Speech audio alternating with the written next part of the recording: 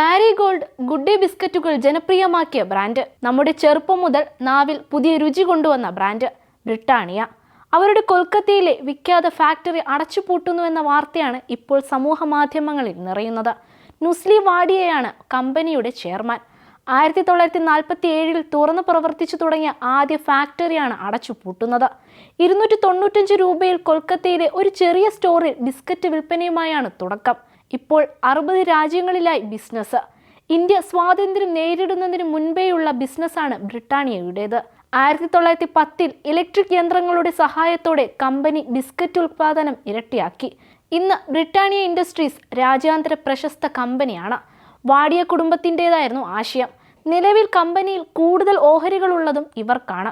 കമ്പനിയുടെ വളർച്ചയ്ക്ക് വിത്ത് പാകിയ പുരാതന സംരംഭ പ്രവർത്തനം അവസാനിപ്പിക്കുന്നത് ജീവനക്കാരെയും വേദനിപ്പിച്ചിരിക്കുകയാണ്. ജൂൺ 20 കമ്പനി മുന്നോട്ട് വെച്ച VRS പദ്ധതി സ്ഥിര ജീവനക്കാരെയെല്ലാം അംഗീകരിക്കുകയും ചെയ്തു. നടപടി കമ്പനിയുടെ പ്രവർത്തനങ്ങളെയും ബാധിക്കില്ലെന്ന് ഉടമകൾ വ്യക്തമാക്കി.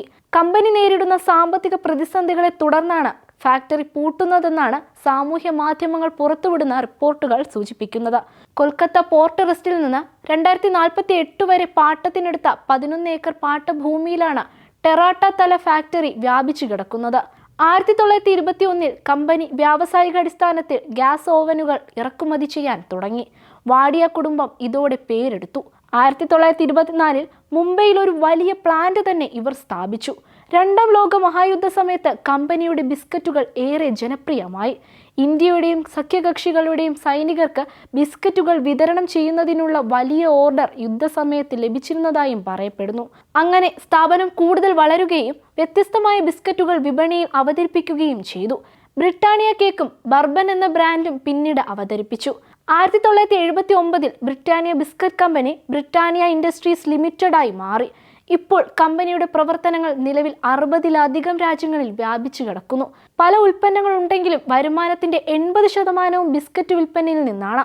ബ്രിട്ടാനിയ ഇൻഡസ്ട്രീസ് ലിമിറ്റഡിന്റെ വിപണി മൂല്യം ഇപ്പോൾ 1.29 ലക്ഷം കോടി രൂപയാണ്. ഫാക്ടറി അടച്ചുപൂട്ടുന്നത് 150ഓളം ജീവനക്കാരെ ബാധിക്കുമെന്നാണ് റിപ്പോർട്ടുകൾ. യൂണിറ്റ് അടച്ചുപൂട്ടുന്നത് കമ്പനിയുടെ മൊത്തത്തിലുള്ള വരുമാനത്തെ കാര്യമായി ബാധിക്കുമെന്ന് പ്രതീക്ഷിക്കുന്നില്ലെന്നും കമ്പനി പങ്കാളികൾക്ക് ഉറപ്പ് നൽകി. പ്രവർത്തനം അവസാനിപ്പിക്കുന്നെങ്കിൽ കൂടി 24 വർഷത്തെ പാട്ടക്കരാർ നിലനിൽക്കുന്നുണ്ട്. രണ്ടാം ലോക മഹായുദ്ധ സമയത്ത് ബിസ്ക്കറ്റ് ഉയർന്ന ഡിമാൻഡായിരുന്നു.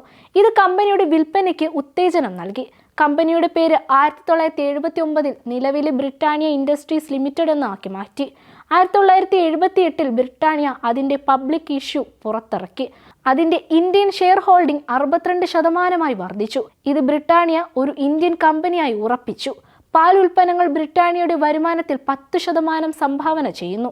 കമ്പനി പൊതുജനങ്ങൾക്ക് പാൽ ഉൽപ്പന്നങ്ങൾ വിപണനം ചെയ്യുക മാത്രമല്ല, പാൽ ഉൽപ്പന്നങ്ങൾ ബിസിനസ് ടു ബിസിനസ് വ്യാപാരം ചെയ്യുകയും ചെയ്യുന്നു.